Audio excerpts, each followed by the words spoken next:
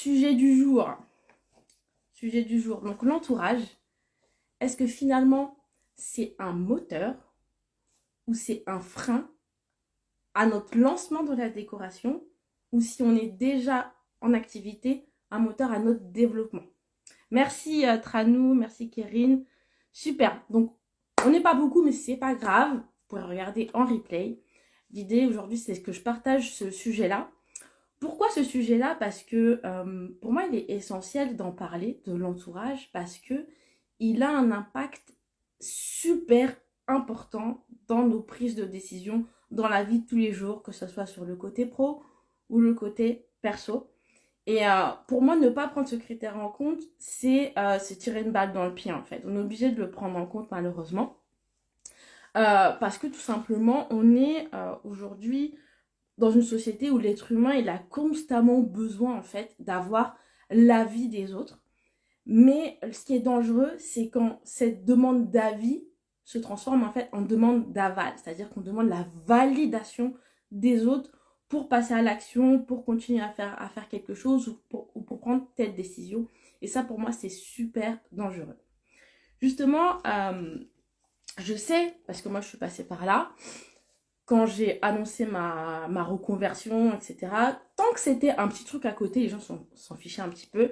Et quand j'ai commencé à dire que potentiellement j'allais quitter mon poste de consultante RH pour devenir décoratrice d'intérieur, là j'ai commencé à avoir des petites frictions, des petites choses. Donc dites-moi en commentaire si vous aussi ça vous est arrivé. Mettez par exemple un pouce comme ça pour dire si vous avez eu en fait des réactions un peu négatives de la part de votre entourage. Je sais que j'en ai eu justement, j'ai demandé en fait des témoignages parmi vous. Certains se sont prêtés au jeu. Déjà, merci à vous, vous n'étiez pas nombreux et heureusement que parmi vous, il y en a qui ont mis 2-3 anecdotes pour alimenter en fait le live d'aujourd'hui. Donc merci à vous.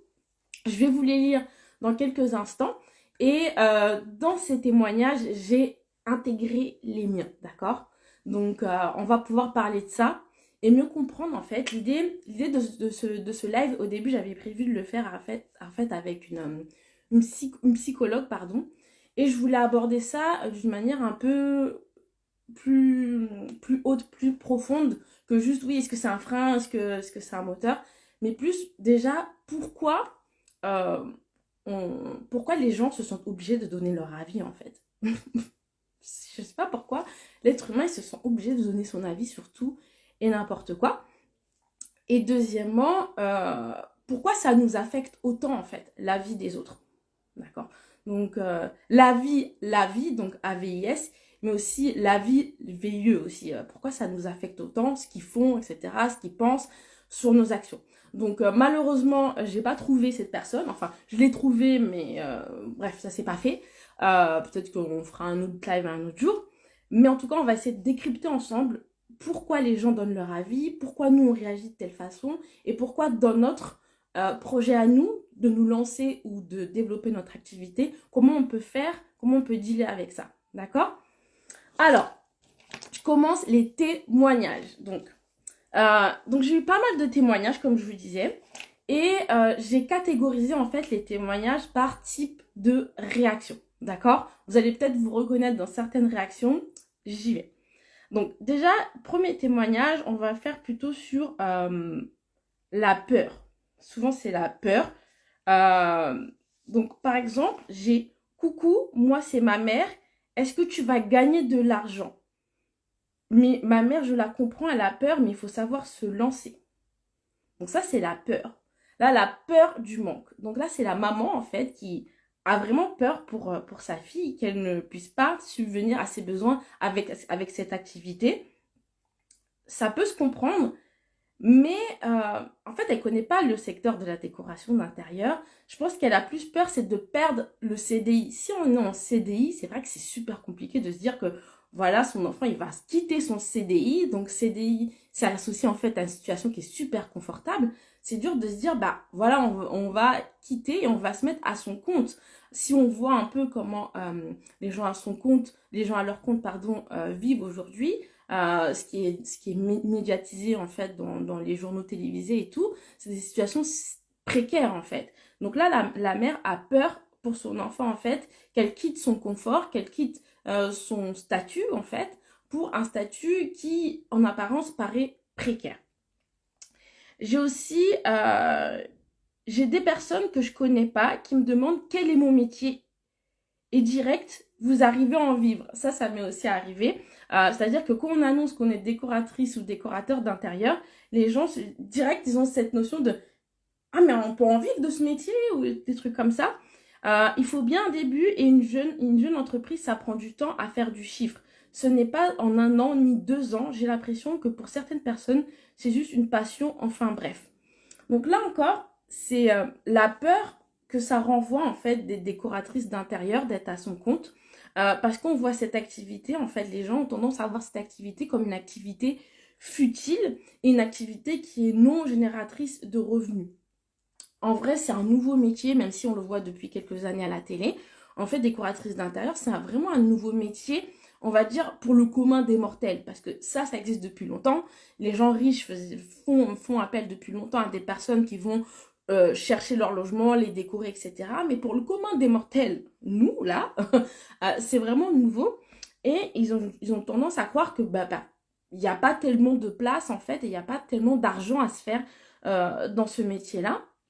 Et c'est vraiment dommage, en fait. Et c'est frustrant parce que quand quelqu'un dit, par exemple, je sais pas, moi, je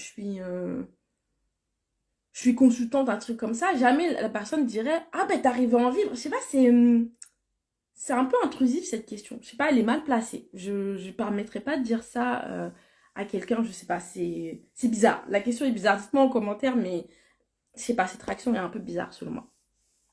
Donc ça, c'était on va dire, la peur que ça peut engendrer, le fait de faire ce métier-là. Et aussi, il y a les découragements sans filtre.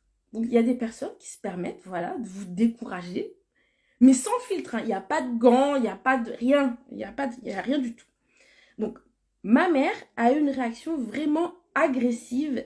Elle m'a dit que je faisais n'importe quoi, que ce n'était pas un métier et que ça ne payait pas. Mais ce qu'elle ne savait pas, c'est que je gagnais déjà plus qu'elle en n'étant même pas encore à 100%.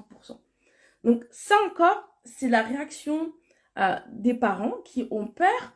Mais au-delà de la peur, ils vont jusqu'à nous décourager à entreprendre ce qu'on veut entreprendre sans même savoir de quoi ils parlent. Je trouve ça dommage, cette réaction vraiment agressive de dire à sa fille, voilà, qu'elle fait n'importe quoi, que ça paye pas. Je sais pas ce que vous en pensez de la réaction de cette maman, parce qu'au final, elle s'est même pas intéressée à si vraiment sa fille gagnait de l'argent avec cette activité. Elle a tout de suite fait un raccourci comme quoi elle était complètement inconsciente et que finalement, elle allait pas en vivre. Je trouve ça un peu... c'est un peu... Je trouve que, je sais pas, dites-moi vous en commentaire, quand ce sont des amis, des collègues, tout ça, ça passe. Mais quand c'est les parents qui viennent vous titiller comme ça, je trouve que ça fait encore plus mal en fait. Parce qu'on veut toujours, l'enfant veut toujours en fait faire plaisir à ses parents, que les parents soient fiers de nous, etc. Et je trouve que c'est un peu... C'est vraiment très décourageant. Franchement, quand on reçoit ce genre de message, c'est vraiment très, très, très décourageant. Autre aussi témoignage de découragement sans filtre. Alors, une réflexion directe, il n'y a pas longtemps, mon beau-père qui me dit, car il voit mes publications, tu as du boulot, etc. Et il lâche mais de toute façon, tu pourrais pas en vivre. Sympa. Voilà, ça c'est encore je sais pas, c'est quand même... Les gens se permettent des choses, franchement, je comprends pas. D'où tu peux venir décourager la personne. Elle est en train de faire quelque chose, laisse-la faire son truc, en fait. Pourquoi venir dire que, de toute façon, tu pourras pas en vivre? C'est tellement violent. Je sais pas si les gens se rendent compte de la force et de la violence des mots qu'ils emploient, en fait. C'est violent, quand même. Hein. Il y a aussi... mon père, ma grand-mère sont inquiets car je n'ai plus de travail. Donc, pour eux, maintenant que leur fille est décoratrice, elle a plus de travail. Ok. Ma grand-mère est carrément inquiète pour mon couple car je n'ai plus de revenus. Donc ça, c'est grave, ça. Donc, c'est même pas le conjoint qui est inquiet pour le couple, c'est la grand-mère qui est inquiète pour le couple car il n'y a plus de revenus. Ça rebondit un peu avec ce qui a dit tout à l'heure. Il faut un début. Il faut que les gens, c'est-à-dire les gens de votre entourage, ils comprennent que quand on se lance dans la déco, c'est pas à partir du moment dès qu'on se lance qu'on va gagner plein de revenus, etc. Il y a un temps. Une entreprise, ça prend du temps. Peu importe l'entreprise, peu importe le domaine, ça prend du temps. Du moment qu'on se lance et du moment qu'on commence à générer des revenus, il y a un temps quand même qui est considérable. Et ça, il faut que les gens ils l'intègrent. Donc, c'est pas à partir du moment où tu vas recevoir ton SIRET, etc., que l'argent va couler à flot. Et ça, les gens ont du mal à l'intégrer. C'est pas comme un CDI où tu te pointes au boulot et à la fin du mois, c'est bon, tu as déjà ton premier salaire. Là, c'est une autre manière de fonctionner, mais c'est tellement décorrélé de ce qui se fait de manière globale dans notre société que les gens ont du mal à intégrer que ça prend du temps et qu'il faut laisser le temps aux choses en fait de se mettre en place. Donc, je trouve ça très violent en fait. Moi, ce que je retiens ici, c'est que c'est violent. Mon père, quand je lui dis que ça va être compliqué niveau argent au début, me dit tu n'avais qu'à partir de ton ancien poste où j'ai fait une dépression et il le sait très bien. Alors là, c'est encore plus violent parce que cette personne-là a fait une dépression sur son ancien poste. Elle ne dit pas si elle est allée jusqu'au burn-out. Mais du coup, son père, donc c'est son père, l'a fait culpabiliser en fait et lui dit t'avais qu'à pas quitter ton ancien poste. Tout en sachant que sa fille a fait une dépression dans son ancien poste. Vous vous rendez compte la violence du truc? Donc, t'étais dans un poste où t'étais pas bien. Et la personne te dit, bah, t'aurais mieux fait de rester là où t'es pas bien. Au moins, t'as un salaire là-bas. Je comprends pas. 3 semaines que j'attends le SIRET déjà. Peut-être c'est la période qui fait que c'est un peu long, mais ça va. Tu vas le recevoir, t'inquiète pas. Sur tes factures, tu peux mettre entreprise en cours d'immatriculation. Tu peux commencer. Hein, ne te bloque pas par rapport à ça. Ensuite, il y a aussi les conseils et avis non sollicités. Dans mes amis, c'est plutôt des conseils à gogo, sans forcément qu'ils soient sollicités. Tu devrais faire ci, tu devrais faire ça. Ce qui est sympathique, mais parfois c'est très encombrant mentalement. Effectivement, il y a des personnes, en croyant bien faire, elles vous donnent des conseils. Donc, la majorité, on va dire, c'est des conseils bienveillants. Mais en fait, le fait d'avoir des conseils de plusieurs personnes comme ça peut être, comme elle le dit, encombrant mentalement en fait. T'as juste envie de faire ton truc et tu devrais faire ci, c'est fatigant. J'avoue que c'est fatigant.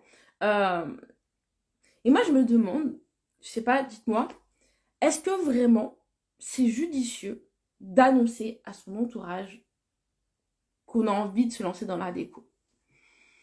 Moi, je dirais, personnellement, pour l'avoir fait, si je devais revenir en arrière, je n'en parlerai pas tout de suite. La seule personne qui, pour moi, mérite d'être informée le plus tôt possible, c'est votre conjoint. Le reste, non. Pourquoi votre conjoint? Parce que le fait que vous vous lanciez dans cette aventure, le ou la concerne directement, parce que ça va forcément l'impacter, lui ou elle. Ça va forcément l'impacter, dans le sens où, bah, vous allez vous rajouter cette charge mentale de lancer ce nouveau projet, et potentiellement, ça va changer votre humeur à la maison, etc.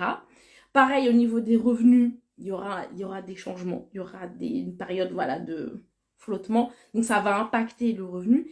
Il faut qu'il soit au courant, d'accord? Après, le souci, c'est que le conjoint, je peux comprendre qu'il soit inquiet que vous vous lancez dans cette aventure parce que vous étiez dans un rythme de croisière. Chacun avait par exemple son CDI, on savait combien il y avait à la fin du mois, etc. Et là, vous lui dites que vous allez passer à votre compte et que potentiellement, il y aura des baisses de revenus. Donc, je peux comprendre qu'il soit inquiet. Après, l'idée, c'est de ne pas faire n'importe quoi. Donc, il y a beaucoup de personnes, hein, qui, d'ailleurs, j'en ferai un post aussi à la rentrée, ne quittez pas votre poste tout de suite. S'il vous plaît, ne quittez pas votre poste tout de suite. Même si c'est chiant, essayez de cumuler, essayez d'avoir une période de cumul voilà, conséquente le temps que vous générez vos premiers revenus. La seule exception pour laquelle je vous recommande justement de quitter votre poste, si vraiment ça se passe mal, limite il y a un burn-out qui se profile. Sinon, ne quittez pas votre poste tout de suite. Car les revenus ne viennent pas tout de suite, ça va vous mettre la pression de dingue, ça va vraiment vous mettre mal en fait. Et tout de suite, votre conjoint il va venir vous voir et dire mais alors, là, c'est quand ça vient les revenus, premier mois, deuxième mois, troisième mois, il va vous mettre la pression. C'est comme ça que l'être humain fonctionne. Donc ne quittez pas votre poste tout de suite. Prenez le temps de mettre en place votre activité, vos offres, votre communication, etc. Même si ça veut dire que vous allez sacrifier certains week-ends, peut-être certaines soirées, mais ne quittez pas votre poste tout de suite. Même demandez éventuellement un temps partiel. Par exemple, libérer une journée, si c'est possible dans votre poste. D'accord ? Pour vraiment prendre le temps de développer votre activité, mettre de l'argent de côté. Et c'est qu'une fois que moi, je conseille vraiment minimum du minimum, quand vous générez 50% de votre salaire avec la déco, mais c'est vraiment le minimum. Ce que je recommande, c'est plutôt 70%. Là, vous pouvez quitter. Parce que vous allez avoir de l'argent de côté et vous ne serez pas, obsédé par l'argent à faire rentrer, d'accord ? Et si vous êtes dans cette situation où vous n'êtes plus en poste, que vous n'avez pas mis de l'argent de côté, ça va être compliqué pour vous parce que vous allez faire des bêtises. Qu'est-ce que j'appelle faire des bêtises ? C'est-à-dire que vous allez vouloir fixer des prix bas pour rapidement avoir des clients, hein, et du coup, ça va vous griller. Ou sinon, quand vous allez fixer vos prix, vous allez faire vos devis. Il y a des clients qui, par exemple, vont négocier vos tarifs et vous allez accepter ces négociations à la baisse parce que vous êtes dans une situation inconfortable financièrement parlant. Alors que si vous avez mis de côté, etc., ou que vous avez encore votre poste, la personne ne veut pas prendre votre prestation parce qu'elle veut vraiment faire, je sais pas, une remise de 30%. Vous allez être en capacité, en fait, à dire non. Parce que, en fait, vous n'êtes pas sur l'argent, là, vous êtes sur le développement de votre entreprise, vous n'êtes pas sur la peur de manquer d'argent. D'accord ? Donc, c'est pour ça que ne quittez surtout pas votre poste tout de suite, je vous en supplie. Ensuite, une autre réaction par rapport au témoignage, c'est le manque de considération ou la jalousie. On ne sait pas trop où les gens se situent à ce moment-là. C'est, par exemple, alors moi, j'ai eu tout le soutien de mon entourage, famille, amis, anciens collègues, tant que j'étais en formation. Tout le monde trouvait ça super courageux de quitter le salariat pour lancer ma propre boîte. J'ai eu pas mal d'encouragements du style « ça te correspond tellement, franchement je te vois trop faire ce métier » ou les « ah, ben quand je referai mon intérieur, c'est clair que je ferai appel à toi ». Une fois que j'ai ouvert l'agence, pas mal de membres de ma famille et de mes amis de longue date ont disparu. Ça, c'est une réaction un peu bizarre de l'être humain. Moi, j'appelle ça avoir la bouche. C'est-à-dire qu'ils parlent beaucoup, mais ils agissent peu. Et sur le coup, c'est facile hein, de soutenir oralement, mais de soutenir à la caisse, là, il n'y a plus personne. Et moi, ce que je voudrais dire, c'est que quand vous vous lancez dans la décoration, n'attendez pas à ce que vos proches soient vos premiers clients. C'est rarement le cas. C'est vraiment rarement le cas et on va le voir avec d'autres témoignages. C'est rarement le cas. Et, moi, de mon expérience, oui, j'ai eu des gens de mon entourage qui ont fait appel à mes services, mais c'est pas eux qui vont se ruer sur vos prestations. Clairement, n'attendez pas d'eux ça. Ok, d'accord ? Autre témoignage. J'ai même eu une amie qui m'a demandé de l'aider à refaire sa cuisine, mais quand je lui ai dit que j'allais lui demander une compensation, entre guillemets, elle a fait la morte et ne me donne plus de nouvelles désormais. Bon, ça c'est un autre sujet que j'avais abordé dans un post. Est-ce qu'on doit faire ou pas une remise à son entourage quand ils font appel à nos services? Donc c'est un peu mitigé toute cette histoire. Moi j'avais dit que finalement l'entourage très proche, limite je fais pas payer, on va dire que c'est un cadeau. Par contre oui, je fais payer mon entourage un peu plus grand, on va dire. Mais c'est vrai que j'applique une remise. Et si c'est des connaissances de connaissances, par contre, ils payent plein pot. Et l'idée, en fait, c'est que là, cette personne-là, enfin, cette amie, s'attendait, en fait, à ce que son ami lui fasse la prestation gratuite. Et dès qu'elle a parlé d'argent, la personne s'est braquée et a fait la morte. Je trouve ça tellement dommage. Quelqu'un se lance à son compte et si vraiment tu souhaites la soutenir, même toi, en tant qu'aujourd'hui tu regardes ce live, si tu vois une autre personne qui se lance à son compte, si tu souhaites vraiment la soutenir, soit tu partages ses posts, etc. Mais paye sa prestation. Franchement, ça fait du bien de payer sa prestation pour la personne, pour sa confiance en elle, pour qu'elle se lance, etc. Et qu'elle sente que c'est professionnalisant, tu vois. Tranou, que penses-tu de faire les premières prestats gratuites à son entourage pour son portfolio et après se vendre? C'est une solution, Tranou. Tu peux le faire. Mais moi, je dirais que pour les prestations gratuites, vraiment limitez-vous à 2-3.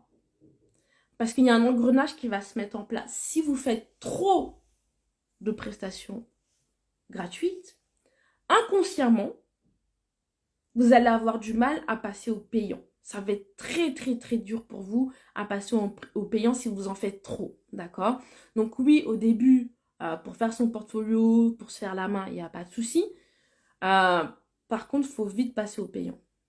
Très, très vite. Parce que ça va te bloquer, tu vois? Il y en a plein aujourd'hui qui ont du mal à développer leur activité parce que justement, ils ont un rapport à l'argent qui est compliqué. Tu vois, ils voient l'argent comme quelque chose de négatif.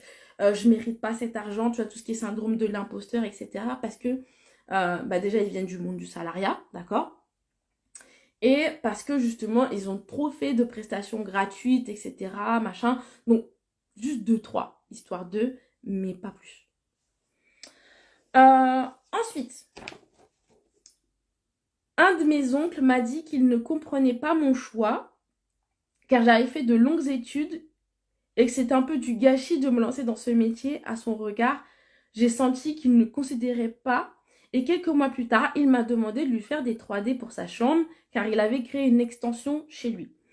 Il était content d'avoir pu se projeter gratuitement. Il n'y a pas de souci, Tranou. Donc, dans ce témoignage, c'est assez marrant. Donc, la personne, là, l'oncle en question, se permet en fait de juger les choix de sa nièce. Donc, la nièce a fait des longues études qui n'ont rien à voir avec la décoration d'intérieur et il lui dit que c'est un peu du gâchis. J'ai envie de te dire, c'est son problème à la fille. Si elle a décidé de ne pas utiliser tout ce qu'elle a fait, tout son parcours scolaire, elle a le droit.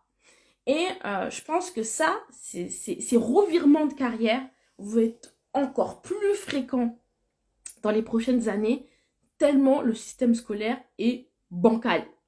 Quand je dis bancal, c'est que vraiment, pour moi, il y a rien de cohérent. C'est-à-dire qu'il y a des parcours, je ne sais pas où on va, je ne sais pas pourquoi les gens y vont, mais ça ne mène à rien. Les parcours aujourd'hui scolaires, l'éducation, n'est pas du tout corrélé à la demande des entreprises. Donc, il y a plein de gens qui vont se former à des choses où il n'y a pas d'emploi. Il n'y a pas d'emploi. Et ou des choses, voilà, où on n'ouvre pas l'esprit des enfants. Moi, je me souviens, plus jeune, j'étais très bonne à l'école. Et j'avais des bonnes notes, tout ça. Mais je réfléchissais pas trop à ce que je voulais faire plus tard. Je sais pas, je me laissais porter, en fait. Et quand je suis arrivée en fin de lycée et qu'on m'a dit, maintenant, il va falloir choisir ton orientation pour la suite, j'étais complètement paumée, en fait. Et pareil, on m'a demandé au collège quelle orientation je voulais faire.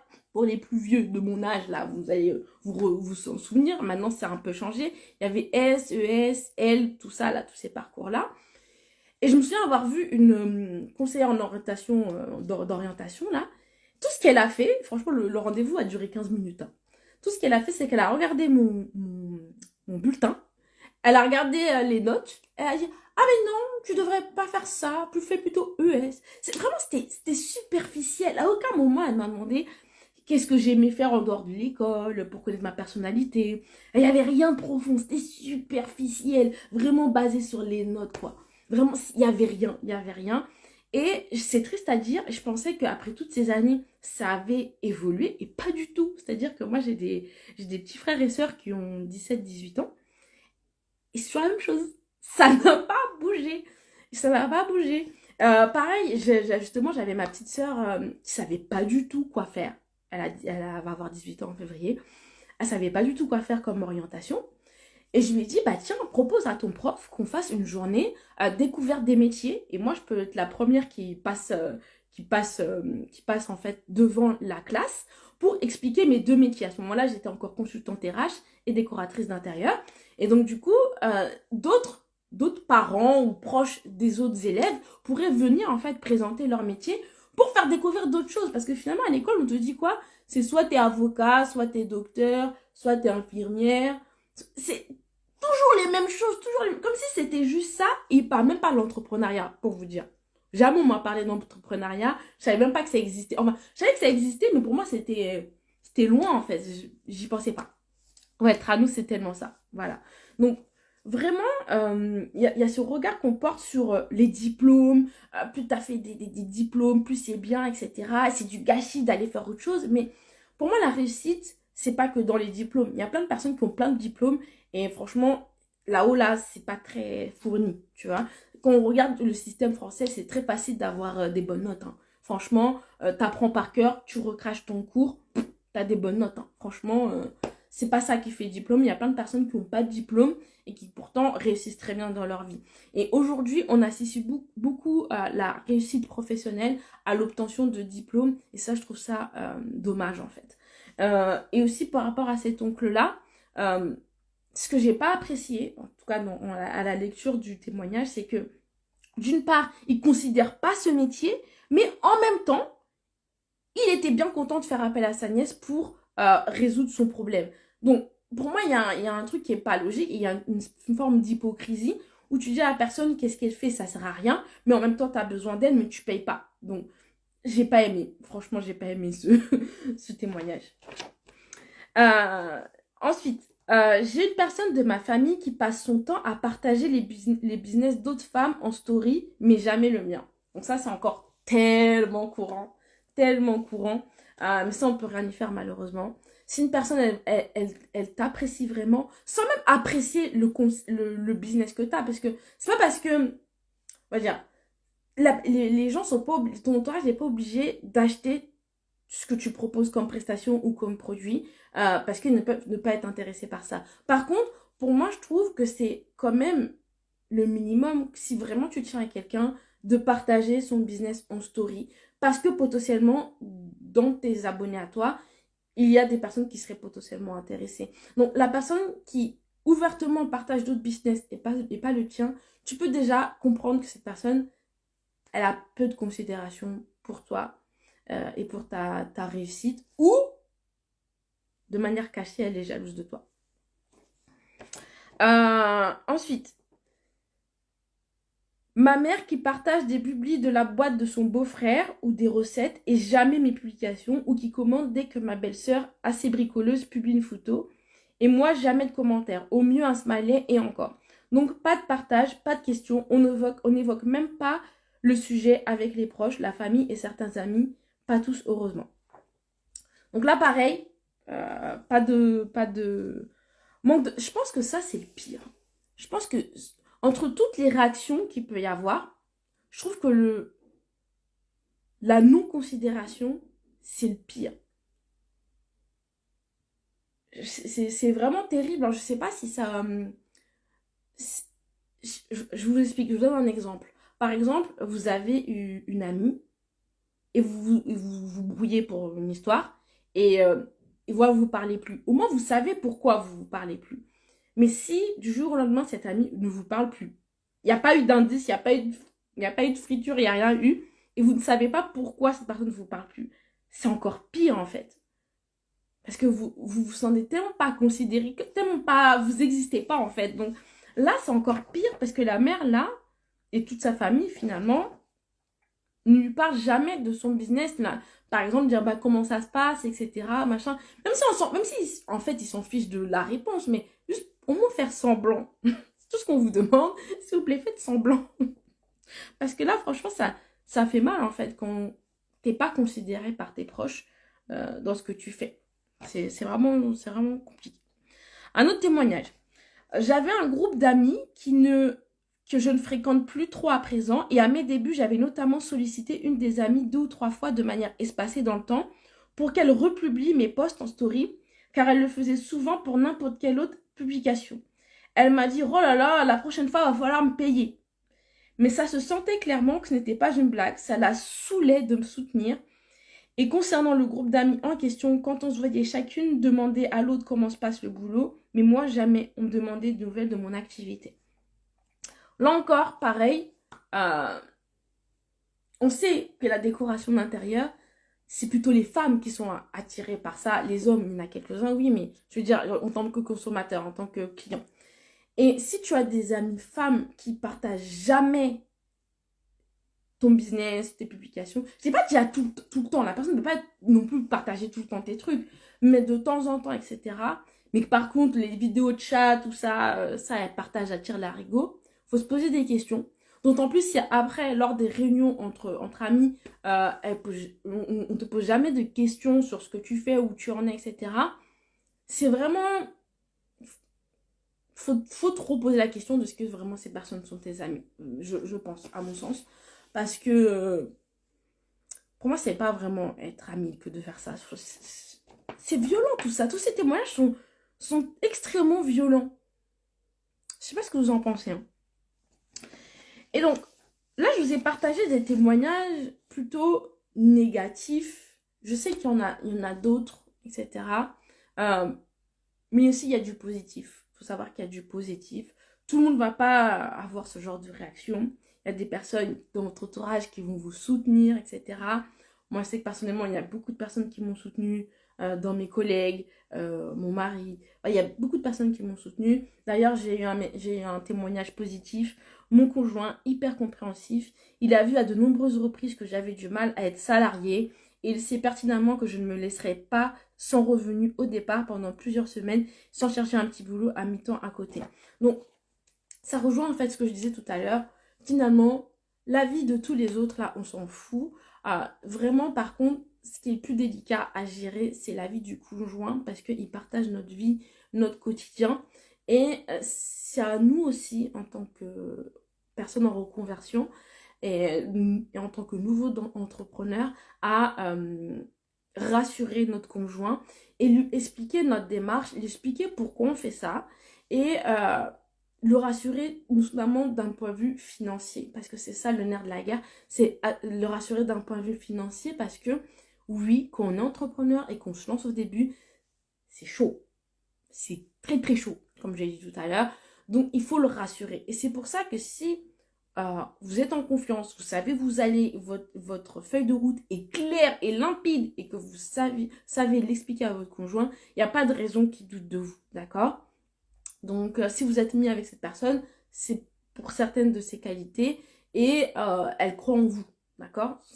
On fait le chemin ensemble qu'on est avec quelqu'un, qu'on partage la vie de quelqu'un. Est-ce que vous avez des questions, des réactions par rapport à tout ce qu'on s'est dit avant que je passe à la partie un peu conclusion de ce live-là? Donc, c'est un live un peu différent des autres, c'est un peu plus, on va dire, dev perso. Mais pour moi, c'était vraiment important d'aborder ce point-là. Parce que pour moi, l'entourage, il a trop d'impact. Même si on se dit non, c'est ma décision. En fait, il y a des petites choses parasites là qui vont impacter notre décision et notre développement. Surtout après, quand on est déjà en activité. Donc, je vous laisse si vous avez des questions. Je vais conclure, d'accord? Donc, finalement, quoi qu'on fasse, il y aura toujours des réactions positives ou négatives. Et il y aura toujours en fait des remarques, des grimaces, quand on va annoncer qu'on est décorateur d'intérieur, qu'on va annoncer qu'on veut se reconvertir, qu'on va annoncer qu'on veut quitter son job, etc. Il y a toujours des choses. Et perso, moi je sais que quand j'ai pris cette décision de me lancer, alors que je gagnais très très bien ma vie, hein, je l'ai déjà dit, je tournais à peu près autour, j'ai aucun problème avec l'argent, donc je tournais à peu près autour de 10 000 euros brut par mois. Et quand j'ai annoncé que j'allais quitter mon job, les gens, ils ont halluciné, ils ont dit, mais attends, mais t'es malade, t'es bien là, t'es bien financièrement, qu'est-ce que tu fais là, qu'est-ce qui t'arrive? Et ils comprenaient pas en fait ma démarche. Ma démarche, ça reste ma démarche. En fait, j'avais pas à me justifier, même si je me suis quand même justifiée parce que voilà, j'ai pas à me justifier. Mon choix, c'est mon choix. Et à ce moment-là, pour moi, mon moteur, c'était pas l'argent. Mon moteur, c'était mon bien-être. Mon moteur, c'était d'avoir du sens le matin quand je me levais. Et clairement, ok, c'était cool. À la fin du mois, j'avais 10 000 euros bruts par mois. Mais j'avais pas de sens. J'avais pas du tout de sens. Je comprenais pas ce que je faisais. Je comprenais pas pourquoi je me levais. Je voyais pas mon utilité à la société. Et j'avais même l'impression de voler cet argent, en fait. Clairement, j'avais l'impression de voler cet argent.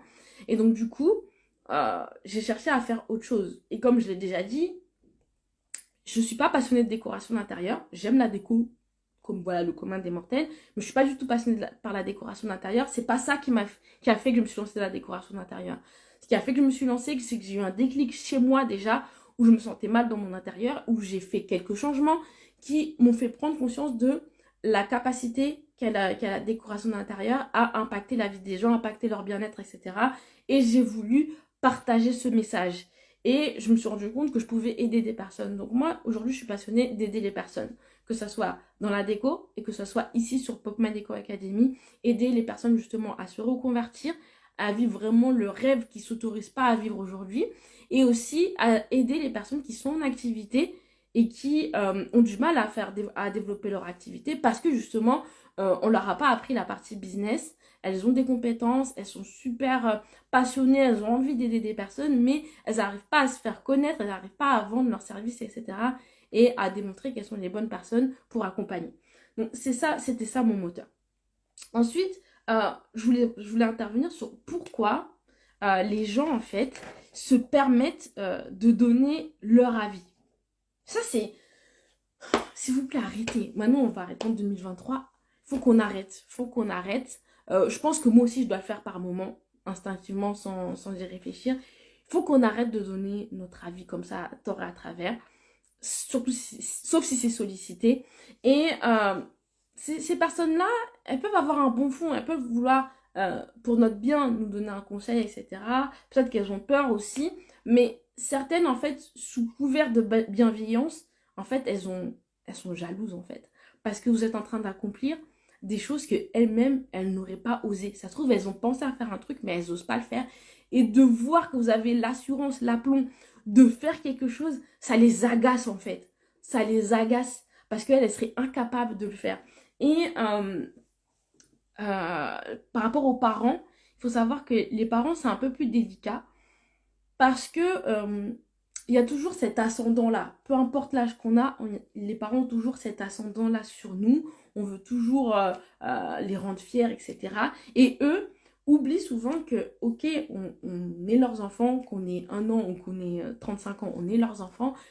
Mais ils oublient en fait que nos décisions sont nos décisions. Et ils veulent nous imposer en fait leurs décisions, d'accord? Combien de fois on a vu des parents forcer des enfants à faire tel parcours scolaire pour devenir médecin, etc. Combien de fois on a vu des parents refuser, par exemple, telle belle-fille. Donc une maman qui refuse telle belle-fille parce qu'elle voyait son fils avec un autre style de fille, peut-être de son ethnie, etc. Et ça, c'est compliqué aujourd'hui. Le poids culturel aussi fait que on peut avoir cette tendance à accorder trop d'importance à la vie des autres et surtout à la vie de ses parents. Donc ça, c'est le message que je voulais faire passer aujourd'hui.